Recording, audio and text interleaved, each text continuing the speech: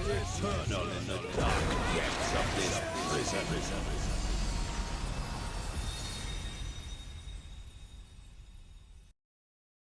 Hi everyone, welcome back to another video. I promise that it's going to be short today and that we're just unlocking the Savage mode for Pandaemonium Abyssos. So we're back here in Labyrinthos, about to speak to one of Clauden's assistants. I shall do as Master Fortuneau commanded and compile our research before sending it before the forum. Paperwork of all matter has been my forte before I was even a student.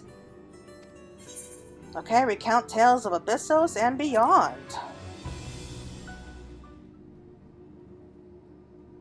Claire, might I have a moment? If you'd be so inclined, I would very much like to hear the story of your battles in Abyssos and Tartaros. While I have no difficulty in producing reports for the forum with a general summarization of events, I could use some help with the finer details. For the record, you know. For the record, you say? Come now, be honest and admit it's to sate your own curiosity. I've seen the tomes you've left scattered about the laboratory, bestiaries of creatures both real and imagined.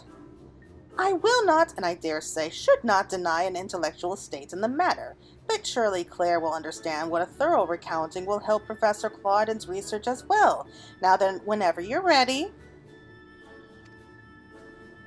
Sure, why not?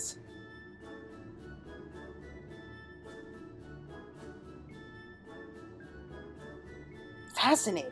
As you say, the savage creation you encountered in Abyssos bears more than a few similarities to the carbuncle. Could it be that the arcane entities we know now had their origins in ancient times? Just as curious was your story of the keyword who was melted with the tree of legend.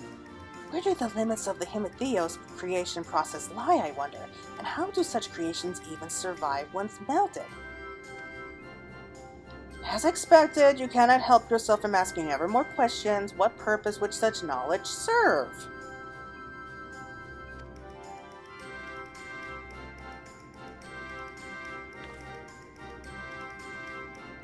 Oh, Rusinat, one day you too shall develop the keen instincts of a researcher. Then you shall understand that it is impossible not to wonder once the spark of imagination has been struck. Their stories have already yet several theories stirring in my mind, and I feel even more bubbling just under the surface. Take Hephaestus, for example. It would not be a great leap to assume that he studied at length the regenerative and death-defying properties of the phoenix. And that is just the tip of the proverbial berg. You're free to exercise your imagination all you like, but need I remind you these reports are meant to be submitted to Master Fortuneau himself. I implore you to exercise restraint. Professor Claude would have encouraged me, you know.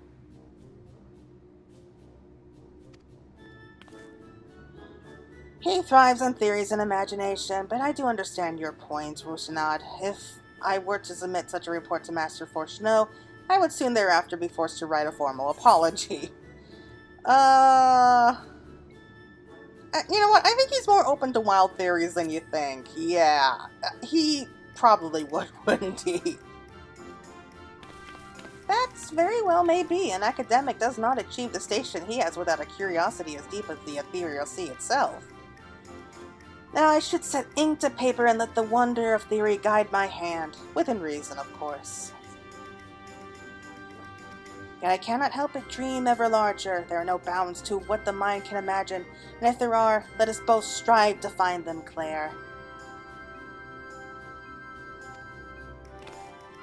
Pandaemonium Abyssos Savage, now accessible. Yes! Alright, so I think we can go ahead and take care of that at another time. I mean, I probably could dive in if I wanted to right now. I really don't, to be honest. I'm not a big Savage fan, if I have to be honest. Alright, so... Oh yeah, I can't go back into here yet with a healer.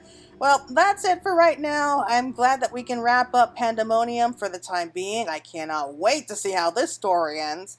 But until then, everyone, take care, and I'll hope to see you all soon.